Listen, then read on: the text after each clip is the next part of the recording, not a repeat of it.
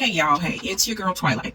Today we are going to be talking about why being called a wifey might be an insult. Why it might be an insult.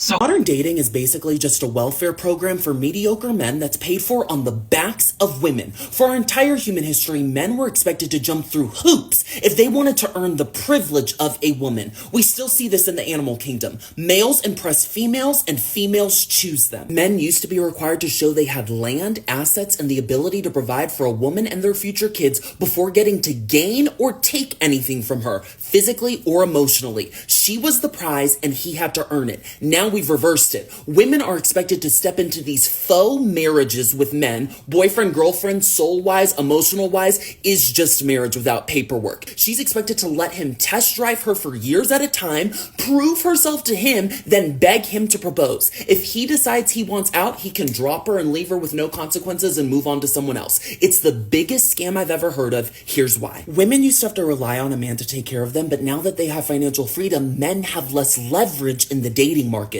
So we've changed the definition of love to make it easier for men. Love used to be something that was built over time through effort. Now it's just some ooey gooey feeling in your stomach, which is a total lie. That's chemical and can go away if not sustained with effort. Men get women to buy into these feelings without even doing much, take from her, and then leave her high and dry. You're not crazy for being frustrated with dating. Men are getting everything for nothing. first and foremost, let's contextualize this, because I know a lot of us are becoming sovereign women. We're becoming woke to a lot of things. And, it's this, we all kind of got this like brazen attitude towards relationships and marriage. But this is not where I'm coming from. I want you to understand that we were programmed and deceived into believing that being with a man, getting a man's last name is like of the highest honor.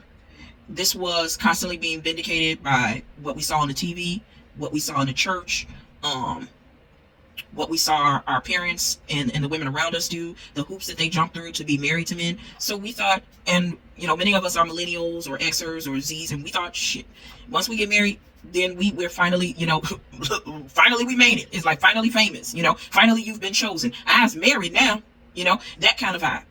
And the reason why that's so dangerous is because when you're programmed to believe something is the greatest thing since sliced bread, or it vindicates you as a woman, it makes you valuable as a woman, you tend to pursue it relentlessly, even if you're not really paying attention to the type of male that you're attaching yourself to, and the reason why that male is there in the first place. So I'm going to play a video really quickly, and then I'm going to come back. So basically, here's the deal. You've been taught that being a wife is your highest honor. But what you haven't been taught is the real reason why a lot of men marry. And the real reason why a lot of men marry is because they're going to get themselves a bang maid. I'll be completely honest with you. It's so that they can have a bang maid. And what exactly do I mean by that? It means that you're going to be doing a lot of the cooking, the cleaning, the servitude. You're going to be a womb for them. You're going to be someplace for them to nest, someplace for them to, emotionally release, and someplace for them to have consistent sex on a regular basis. But it doesn't necessarily mean that you're special. And it doesn't necessarily mean that you're not special. It's just that the idea we have in our heads is that it always means that you're special. No, it does not. Majority of the time, it means that you're the woman that is going to sit there and fulfill his needs at the cheapest prices. Now, there are some women who are in a sprinkle type situation, but that is a very, very small percentage. The majority of women that we see, that we experience, that we know, are not in a situation like that. They're more so in a situation where they have been with a man, they have done all of what a wife does already, and they've probably been doing it for years. And now they feel like their audition is complete. I've auditioned for the role of the wife, now give me the role because I've proven that I can actually operate in this role.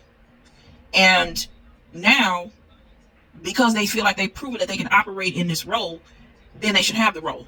And the man is like, well, it's the whole why buy a cow if you're getting the milk for free kind of mentality. And so these women are now having to jump through more hoops after showcasing that they can be a wife to actually become a wife, when that was never the case back in the day. And many times when you hear these red pill dudes talking, they're salivating over what happened in the 1950s and 1960s and what they think that our grandmothers had access to. And I'm going to tell you something. They weren't even born during those times, many of them. So this whole wet dream of the 1950s trad wife and what that looked like is crap.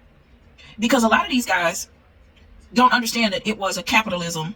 It was a function of capitalism to marry. So the women weren't supporting men in their mixtape ambitions or their ambitions to become a podcaster or a cryptocurrency billionaire.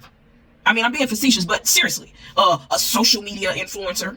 No, these men had regular jobs when we had this manufacturing type of economy. And the woman was kind of like the home base. And we also had an economy that their one job where they probably made at most $10 an hour back in the day, it was the 50s, I'm speculating, that they were able to actually take care of everything in the household, the rent, the bills, everything. Nowadays, that would not be the case.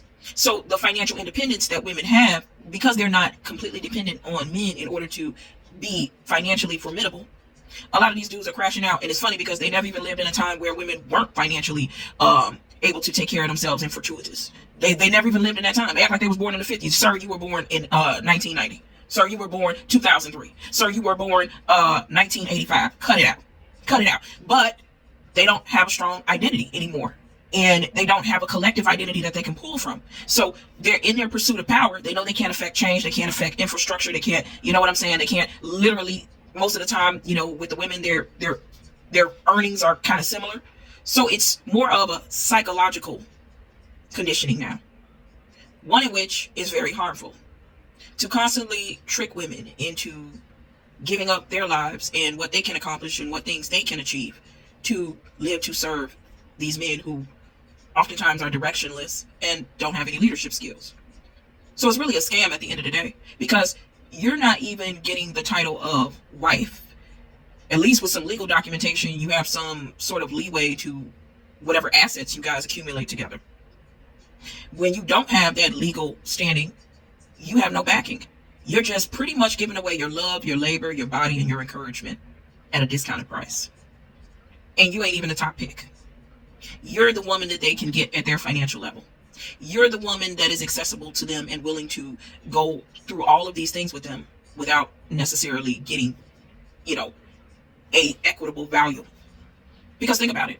If you got a live-in boyfriend and you're cooking, you're cleaning, you had kids with him, and what does he do? Take out the garbage? Yeah, he protects when there's an incident. Sure. But let's be honest. The day-to-day activities generally tend to fall on a woman unless you happen to have a progressive man.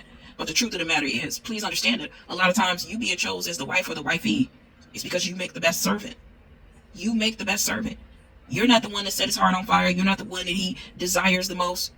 You're the one that makes the best servant, and you're doing it for the least. You're doing the most for the least. So now we have to kind of reclaim that identity. We have to reclaim who we are as women. We have to realize that we've been kind of bamboozled. We've been tricked. We've been, led astray. And because we've been led astray, we have been pretty much relegated to accomplishing mediocrity through consistent, unending sacrifice to receive a certain amount of love and praise from outside society. When in actuality, it's like you basically you're going to McDonald's. You're working for minimum wage, but you're doing the role of a manager. That's what it's like with a lot of these cats. So we have to kind of take a step back and be honest with ourselves about what that title really means. It means that you the chick that's willing to do the most for the least. Is that honorable? Does that make you feel good? Sure, it's a scathing reality and it might be hard to even process. But as women, we need to realize what we have been manipulated into and how we have been manipulated for, decades even.